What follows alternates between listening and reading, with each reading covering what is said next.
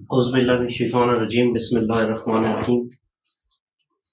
سب سے پہلے تمام اطباء کرام کی بارگاہ میں سلام پیش کرتا ہوں۔ السلام علیکم ورحمۃ اللہ وبرکاتہ۔ ایک سلسلہ ہمارا پچھلی چند کلاسوں سے ہم نے وہ جاری رکھا ہوا تھا، لیبارٹری ٹیسٹ کے حوالے سے مختلف ٹیسٹ جو ہیں وہ دوستوں کے ساتھ جو ہیں وہ شیئر کیے جاتے تھے کہ نہ چونکہ ہماری وہ اجلاس ہے، کلاس نہیں ہے، تو اس کے حوالے سے آپ کچھ اپنی جو مشاہدات ہیں اپنی پریکٹس کے حوالے سے ایک مخصوص مرض جو کہ دنیا میں بہت تیزی کے ساتھ پھیل رہا ہے، جسے ہم شوگر کے نام سے جو ہے وہ جانتے ہیں، ایک کرائسس کی شکل اختیار کر چکا ہے اس وقت۔ اسی حوالے سے آج میں کچھ گوگل کر رہا تھا کچھ چیزیں، ایک سروے رپورٹ جو ہے وہ آپ کے ساتھ جو ہے وہ شیئر کرتا ہوں کہ ایک سروے 1985 میں ایک سروے کیا گیا جس میں پوری دنیا میں جو ڈائبٹیز کے مریض تھے، جو شوگر کے مریض تھے، ان کی تعداد 30 ملین بتائی جاتی، یعنی 3 کروڑ کے قریب جو ہے وہ پوری دنیا میں شوگر کے مریض تھے 1985 میں۔ اس کے بعد آج جو ایک سروے رپورٹ میں نے دیکھی 2015 کی، تو یہ تعداد جو ہے وہ بتائی جاتی ہے 7 براعظموں کی، وہ ترتیب بار جو ہے وہ ہر براعظم کے انہوں نے اس میں بتایا ہے کہ کتنے کس براعظم میں شوگر کے مریض موجود ہیں اور کس براعظم میں اس کے پھیلنے کی شرح جو ہے وہ کتنی کس تناسب سے پھیل رہی ہے۔ تو 2015 میں جو سروے رپورٹ آئی، 2015 کی جو فگر ہے وہ ہے 415 ملین، یعنی یہ جو 3 کروڑ تھی وہ 2015 تک بڑھ کے اب 41 کروڑ پہ پہنچی، اور ازیوم کیا جا رہا ہے کہ 2040 تک یہ جو تعداد ہے اگر اسی سپیڈ سے یہ بڑھتی ہے، اسی سپیڈ سے، تو یہ جو مریضوں کی تعداد ہے یہ 642 ملین، یعنی تقریباً یہ 64 کروڑ کے قریب جو ہے مریضوں کی تعداد چلی جائے گی، جو کہ مجموعی حساب سے جو ہے وہ ہم کہہ سکتے ہیں کہ ہر چوتھا شخص جو ہے دنیا میں وہ شوگر کا مریض ہوگا۔ اگر یہاں بھی 4 اشخاص بیٹھے ہیں ہماری اس مجلس میں، تو ہر چوتھا شخص جو ہے 3 کے بعد ایک چوتھا شخص جو ہے وہ اس مرض میں مبتلا ہوگا۔ یہ جو ہے اب اسے کرائسس کا نام دیا گیا ہے کہ یہ ایک اس کی جو یہ اب ہولناک شکل اختیار کر چکا ہے یہ مرض۔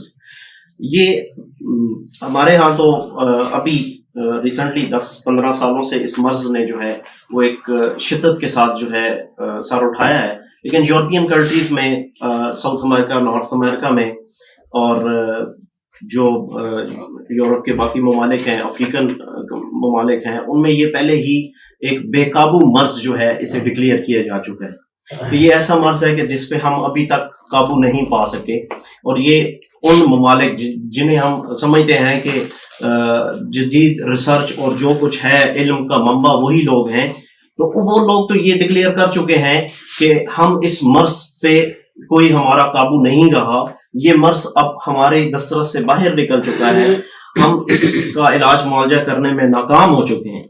ناکام لوگوں کو آج بھی ہم ترجیح دے رہے ہیں کہ سب کچھ ہمیں وہی دیں گے تو ہم اس کا علاج کر پائیں گے، جو لوگ خود یہ اعتراف کر رہے ہیں کہ ہمارے ممالک میں یہ مرض بے قابو ہو چکا ہے۔ بے قابو کا مطلب کیا ہے؟ جی، یہ اعتراف شکست ہے کہ ہم لوگ اس مرض سے شکست کھا چکے ہیں، ہمارا جو ہے وہ اس پہ کوئی جو ہے وہ زور نہیں چل رہا، ہم سے یہ نہیں قابو ہو رہی۔ تو آج بھی جب ہم مختلف جگہ ڈیبیٹ ہوتی ہے، جب ہم کہتے ہیں کہ یہ 100% ایک ریورسیبل جو ہے وہ سمٹم ہے، اسے ہم مرض نہیں مانتے۔ شوگر جو ہے یہ ایک علامت ہے، مرض ہے ہی نہیں، جسے کہا جاتا ہے کہ بہت بڑا مرض ہے، یہ مرض ہے ہی نہیں، ایک علامت ہے۔ پھر بحث اور طرف چلی جائے گی۔ اس علامت کو جب ہم کہتے ہیں کہ یہ 100% ریورسیبل ہے، اس سے ٹھیک کیا جا سکتا ہے، تو ایک بڑا اعتراض ہوتا ہے کہ جی دیکھیں وہ یورپ والے تو نہیں کر سکے، وہ امریکہ والے تو نہیں کر سکے، تو آپ کیسے یہ کہہ رہے ہیں کہ جی یہ ہوتا ہے؟ تو اس حوالے سے چھوٹی 2-3 گزارشات آپ کے سامنے رکھوں گا کہ اس کی ہولناکیت اس حد تک کیوں بڑھی، کیونکہ ایک تو ملٹی نیشنل کمپنیز کا بھی ہاتھ ہے کہ انہوں نے اپنی گاہک بڑھانے اور اپنا مال بیچنا ہے، ٹھیک ہے، یہ تو ایک مافیا کے اینڈ سے بات ہوگی۔ دوسرا ہم اس کی جو اپنی طبی نقطہ نظر سے ہم اس پہ آتے ہیں تو اس میں ایک جو بڑی سمجھنے کی بات ہے وہ یہ ہے کہ اس علامت کو سمجھا ہی غلط گیا ہے. یعنی اسے جب ہم نے آج تک جو سنا وہ یہی سنا کہ یہ ایک لبلبے کی بیماری ہے. لبلبے کی بھی کیسے بیماری ہے کہ لبلبا اس میں کام کرنا چھوڑ جاتا ہے, کمزور ہو جاتا ہے, وہ انسولین نہیں بناتا. ٹھیک ہے جی. اس میں انہوں نے تخصیص کی کہ کچھ مریضوں کا جو لبلبا ہے وہ جو ہے وہ کچھ حد تک انسولین بناتا ہے اور باقی جو ہے ہم ادویات سے اس کی مدد کرتے ہیں تو وہ انسولین کی کمی جو ہے وہ پوری کرتا ہے. جسے ٹائپ 2 ڈائبٹیز کہتے ہیں, ڈائبٹیز میلائٹس ٹائپ 2 جسے کہا جاتا ہے. اور دوسری قسم جو ہے وہ ٹائپ 1 ڈائبٹیز ہے جس میں کہ لبلبا بالکل ناکارہ ہو جاتا ہے, بالکل کام نہیں کرتا, انسولین نہیں بنا پاتا, تو ہم شروع سے ہی باہر سے اسے انسولین دیتے ہیں. جیسے انسولین تھراپی میں پھر آ جاتی ہیں مختلف قسم کی انسولینز جو ہیں وہ لگائی جاتی ہیں. تو یہاں جو سمجھنے میں سب سے بڑی غلطی ہوئی وہ یہی ہوئی کہ اسے لبلبے کا مرض سمجھ لیا گیا اور اسے مخصوص کر دیا گیا انسولین کے ساتھ کہ انسولین اگر اتنی بن رہی ہے تو یہ مریض ایسے ہے, اگر اتنی بن رہی ہے تو یہ مریض ایسے ہے. اگر انسولین تھوڑی بہت ہی لبلبا بنا رہا ہے تو یہ ٹائپ 2 ہے, اور اگر بالکل نہیں بنا رہا ہے تو یہ ٹائپ 1 ہے. اور یہی کہا جاتا ہے کہ یہ بچوں میں ٹائپ 1 ہوتی ہے اور اسے فوراً ہی ہم نے انسولین پہ ڈالنا ہوتا ہے, مجبوری ہوتی ہے کیونکہ ان کا لبلبا جو ہے وہ انسولین نہیں بناتا. اور جو بڑے ہوتے ہیں وہ ان کا لبلبا کچھ کام کر رہا ہوتا ہے تو کچھ ہم نے باہر سے دینی ہوتی ہے. جبکہ پریکٹیکلی دیکھنے میں یہ آیا کہ جن مریضوں کو ادویات سے بھی علاج شروع کیا گیا انہیں شروع میں چند ہلکی قسم کی ادویات دی گئیں. جب ایک گولی سے سٹارٹ دیا, جب نہیں ٹھیک ہوا 2 گولیاں کر دیں, 3 گولیاں کر دیں, ملٹیپل کمپاؤنڈ بنا کے دے دیے 3-4 قسم کی گولیوں کے. جب وہ بھی کام کرنا چھوڑ دیں تو کچھ عرصے کے بعد انہیں بھی انسولین پہ ڈال دیا گیا. ایسے ہی ہوتا ہے, آپ کے پاس بھی بے شمار جو ہے وہ مریض جو ہیں اسی کنڈیشن میں آتے ہیں جو کہتے ہیں کہ جی ہمیں 15 سال ہو گئے ہیں اس مرض میں مبتلا ہوئے, علاج معالجہ ہمارا چل رہا ہے, فلانے ڈاکٹر کے پاس ہم گئے, انہوں نے پہلے یہاں سے ہم نے شروع کی, یہ گولیاں کھائیں, پھر یہ کھائی, پھر یہ کھائی, پھر یہ کھائی, اور اب ہم انسولین پہ آ گئے. تو جب آنا انسولین پہ ہی ہے تو پھر ٹائپ 1 کیا اور ٹائپ 2 کیا؟ فراڈ ہوا. یہ صرف ایک چکر دیا گیا. یہ جو تقسیم کی گئی, جو اقسام بیان کی گئی, اس میں اقسام کا پھر کیا کوئی جسٹیفیکیشن نہیں رہ جاتی, اس میں کوئی اس کی معقولیت نہیں اس دلیل میں رہ جاتی کہ جی یہ ایسے ہے اور یہ ویسے ہے. جب ڈالنا آپ نے ایٹ دا اینڈ ہر شخص کو جو ہے وہ انسولین ڈیپینڈنٹ ہی کرنا ہے, اسے ایڈکٹ ہی بنانا ہے, اسے اس نشے پہ لگانا ہی لگانا ہے, اسے وہاں تک لے کے جانا ہی جانا ہے, تو پھر یہ جو ہے وہ جو تقسیم ہے یہ بھی لایانی سی تقسیم ہے. یعنی ہم کہہ سکتے ہیں کہ انہیں کچھ سمجھ نہیں آئی کہ اس کی تقسیم بھی ہے یا یہ کوئی اس کو تقسیم کر کے بھی انہوں نے کوئی ریسرچ کی, اس ریسرچ کا بھی کوئی سر پیر نہیں ملتا. اور اسی ریسرچ پہ اب تک جو ہے وہ تمام تر علاج معالجہ جو چل رہا ہے. جب ریسرچ ہی غلط تھی تو اس پہ ریزلٹس کیا آنے تھے؟ کچھ بھی نہ آئے. ٹھیک ہے جی. ایک تو یہ اقسام کے حوالے سے آ گیا.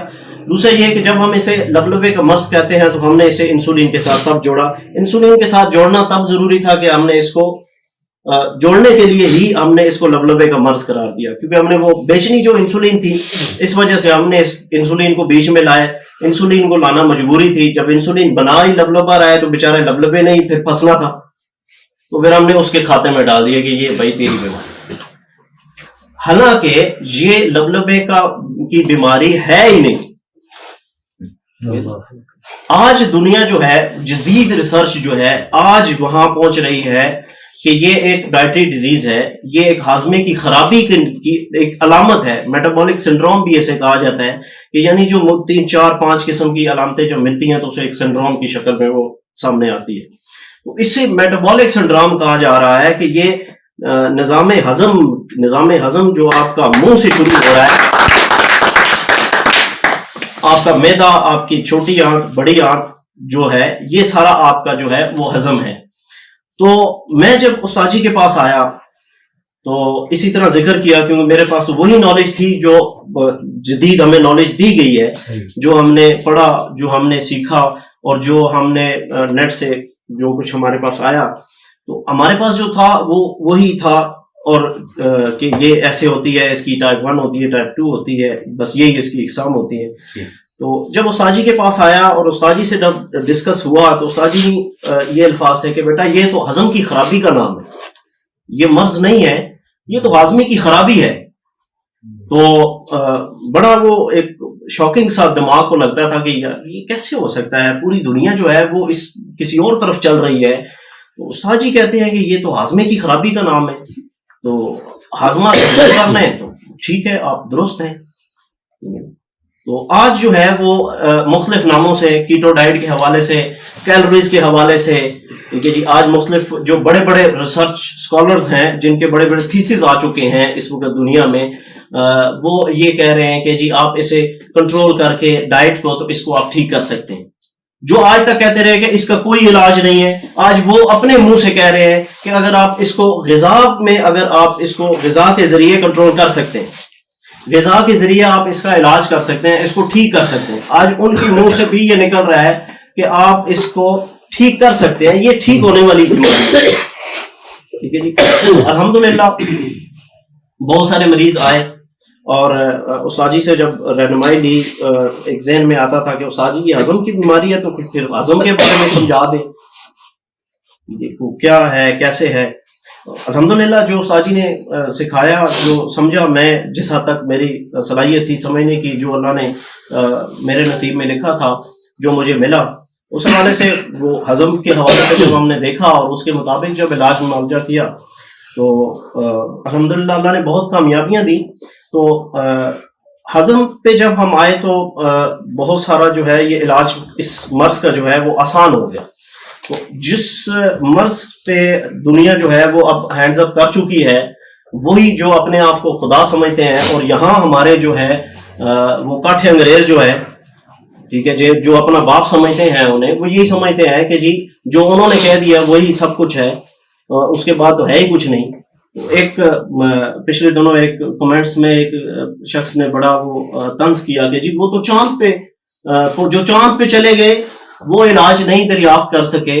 تو یہ دیکھیں یہ کہہ رہے ہیں، دعوے کر رہے ہیں کہ جی ہم نے مریض ٹھیک کر دی ہیں.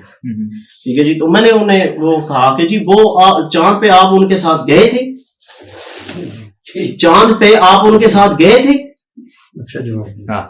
آپ نے دیکھا ہے کہ وہ ہوئے، یا اپنے پچھواڑے کی فوٹو کھینچ کے انہوں نے وہ آپ کو سینڈ کر دی اور کہا کہ جی یہ چاند ہے، دیکھ لیں جی ہم وہاں پہ چلیں گے. کیا حقیقت ہے اس کی؟ کہ ایک امریکہ دعویٰ کر دیتا ہے کہ میں چاند پہ ہوا ہوں، وہ تو کل کہے گا میں دوزخ بھی دیکھا ہوں، جنت بھی دیکھا ہوں، آج وہ حسن بن صبا والی جنت بھی آپ کو دے دے گا. ٹھیک ہے جی، تو کافر کی بات پہ آپ کو اتنا یقین ہے کہ وہ کہتا ہے جی میں چاند پہ بھی ہوا ہوں، فلان پہ بھی ہوا ہوں، تو وہ تو ایک جھوٹا شخص ہے، وہ تو جھوٹ ہے جو اپنی دوائیاں بیچنے کے لیے کچھ بھی کوئی بھی جھوٹ بول سکتا ہے.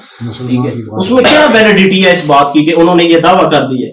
اس دعوے کی آپ مجھے کوئی دلیل دیں. ٹھیک ہے کہ آپ ان کے ساتھ گئے ہیں، آپ اس راکٹ میں تھے، وہ راکٹ کہاں گیا؟ یہی بات، وہ ہماری آنکھ تو وہاں تک دیکھ پائی ہے، بس ہم نے دیکھا آسمان میں اڑتے ہوئے اسے، اس کے بعد تو ہمیں کیا پتا کہ وہ گیا بھی کہیں ہے یا نہیں. ٹھیک ہے، تو یہ بڑی لایانی سی ہمارے جیسے وہ جب ہم طب میں آئے تو مجھے بڑی حیرت ہوتی تھی. جو استاد جی کہتے تھے کہ یار ہمارے تو طبیب ہی ہماری ٹانگیں کھینچتے ہیں. میں کہتا ہوں استاد جی طبیب ہو کے تو طبیب کی ٹانگیں کیسے کھینچے؟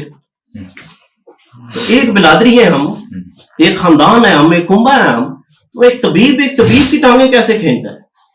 وہ جب میں پریکٹیکلی اس فیلڈ میں اترا تو مجھے پھر تھوڑا احساس ہوا کہ ہمارے مخالف جو ہیں وہ ہمارے سامنے روڑے اٹکا رہے ہیں ہماری راہوں میں، ہماری تحقیق میں، جو ہم پہ اللہ نے کھولا، اللہ کی عطا ہے، اور ہمارے اپنے جو ہیں وہ زیادہ روڑے اٹکا رہے ہیں. جی انہیں زیادہ شکوک و شبہات ہے. کہتے ہیں جی یہ کتھوں جان پینے، علاج معالجے کرنے والے تھے، تحقیق دینے والے تھے، فلانے تھے، عجیب وہ آپ جو ہے وہ سنتے ہی رہتے ہیں. تو بات آ رہی تھی ہضم کے حوالے سے. تو اب جو ہے مختلف علاج ہضم کے حوالے سے جو چل رہے ہیں وہ پھر غلط چل رہے ہیں. ایک ابھی لیٹسٹ جو اس میں ریسرچ آئی ہے کہ آپ اپنے معدے کو جو ہے ایک سرجری آئی ہے لیٹسٹ کہ اس کو سٹیپل کر کے کم کر دیتے ہیں. ایک آپریشن ہوتا ہے، آپریشن کر کے اس کا آپ کا معدے کا جو سائز ہے اس کو بالکل ایک اخروٹ جتنا کر دیتے ہیں، جس میں آپ 2-3 نوالے ہی کھا سکتے.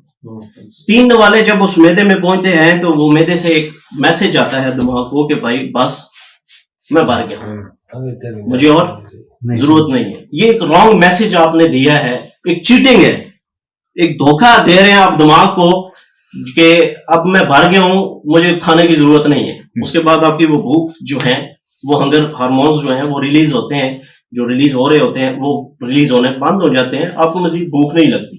یعنی یہ بھی ایک دھوکہ دیا جا رہا ہے. وہ ایک بہت بڑا سیریس آپریشن ہوتا ہے جس میں اس کو اسٹیپل کر کے میدے کو چھوٹا کرتے ہیں. اس کے بعد بھی جیسے اسٹنٹ وغیرہ ڈل گئے یا بائی پاس سرجری ہو گئی تو انسان ساری زندگی کے لیے کام کاج سے جاتا ہے. اسی طرح آپ جس کا پیٹ چرا ہوا ہے، کھلا ہوا ہے، وہ اس کی کیا زندگی ہوگی؟ وہ ساری زندگی پھر اڈکٹ ہو جاتا ہے دوائیوں پہ، اسے دوائیاں ساری زندگی کھانی پڑتی ہیں. تو جب ہم نے ادھر دیکھا قانون مفرد اعضاء کی طرف، تو حضرت صاحب الملتانی رحمۃ اللہ علیہ آپ نے عام مرضوں میں بھی، بخار اور اس طرح کے چھوٹے جو امراض ہیں، عام مرضوں میں بھی اناج بند کروا دیا. اللہ کروڑوں رحمتیں نازل فرمائے آپ کی قبر پر، کہ آپ نے وہی جو آج سائنس جہاں کہہ رہی ہے کہ جی اس کی اناج بند کرنا ہے، اس کی غذا بند کرنی ہے، اور اتنا تکلیف دے کے اس کو بند کرنے سے بہتر ہے کہ آپ اس کا سیدھا سیدھا اناج بند کروا دیں. اللہ نے اور بھی تو سینکڑوں چیزیں جو ہیں، اللہ کی نعمتیں ہیں، اللہ نے پیدا کی ہیں انسان کے کھانے کے لیے. تو آپ نے بہت بڑا جو ہے یہ ایک آج سائنس ہمیں وہ بتا رہی ہے تو ہم مان رہے ہیں، لیکن جب آپ نے اس وقت بات کی تو ہماری سمجھ سے بالا تر تھی. تو اللہ کا کرم ہے کہ اللہ نے ان پہ کھولی، منکشف کی. تو آج جب ہمیں روشنی ملتی ہے کہیں سے تو ہم دیکھتے ہیں اس کا جب موازنہ کرتے ہیں تو ہمیں سمجھ آتا ہے کہ اللہ نے ہم پہ کتنا بڑا کرم کیا، ہم پہ کتنا بڑا احسان عظیم اللہ نے کیا کہ ہمیں یہی چیزیں کتنی آسانی کے ساتھ جو ہے وہ میسر ہوئی، اور ہم کتنی آسانی سے جو ہے اپنے مریضوں کی ان امراض سے جان چھڑا سکتے ہیں اس سائنس میں چل کے، اپنے اس سائنٹیفک جو ہے سسٹم پہ چل کے غذا کے حوالے سے. اب ایک تو یہ اسٹیپل والا سلسلہ چل رہا ہے، دوسرا کیٹو ڈائٹ کے حوالے سے چل رہا ہے کہ فلانی چیز کی باڈی کا ویٹ نکالے، ویٹ کے حساب سے اتنی آپ نے کیلوریز دینی ہے. 600 کے قریب کیلوریز اب بتائی جا رہی ہیں کہ اگر انسان پر ڈے میں لیتا ہے تو اس کی جو ہے وہ شوگر نہیں بڑھتی. لیکن اب وہ کون سی لیتا ہے؟ اگر ایک شخص کو گندم جو ہے وہ تکلیف دے رہی ہے تو وہ گندم اگر ایک روٹی 100 گرام کی اسے تکلیف دے رہی ہے تو وہ 20 گرام کی لے گا تو تھوڑی تکلیف دے گی تو پھر بھی تکلیف ہے. تو چھٹے دن ہفتے بعد پھر وہ وہیں کا وہیں بیٹھا ہو. کیلوریز کم کرنے کے باوجود بھی زیادہ زہر دینے سے بندہ مر جاتا ہے، تو تھوڑا تھوڑا لیتا رہے گا تو اس کی مقدار بھی تو کبھی نہ کہیں کچھ دنوں میں وہیں سے پہنچے گی، تو اس کو ہلاکت کا باعث بنا دے گی، اس کے ہلاکت کا باعث بنے گی اور بندہ مرے گا. ٹھیک ہے. اب کیٹو ڈائٹ کا بھی ٹوٹل جو ہے وہ چکر یہی ہے کہ وہ کم کر کے کھا لے جی، جو زیادہ چیز آپ کو تکلیف دے رہی ہے تو وہ کم بھی 4 دن بعد وہیں پہ لے جائے گی آپ کو. یعنی حل نہیں ہے. یہاں آ جاتے ہیں پھر ہماری سائنس، پھر آ جاتی ہے حضرت صاحب الملتانی رحمۃ اللہ علیہ کی سائنس، اور جو چیز آپ کے مزاج کے مطابق ہے وہ آپ کھائیں. نہ شوگر بڑھ رہی ہے، نہ بی پی بڑھ رہا ہے، نہ کوئی تکلیف ہو رہی ہے، اور تمام علامتیں بھی ریورس ہوتی جا رہی ہیں. الحمدللہ ثم الحمدللہ. اتنا سہل، اتنا آسان سائنس کہ ہمیں یہ علاج معالجہ ہمارے لیے آسان ہو گیا. اور یہ ہضم کے حوالے سے اب جتنی اس بیماری کی ریسرچ چل رہی ہے ڈائٹ کے حوالے سے، تو اس ڈائٹ میں بھی جو ہے وہ پھر ایک دفعہ ناکام ہو گئے. اور الحمدللہ ثم الحمدللہ ہم انشاءاللہ پہلے بھی کامیاب تھے، آج بھی کامیاب ہے، اور آئندہ بھی ہم ہی کامیاب ہیں انشاءاللہ.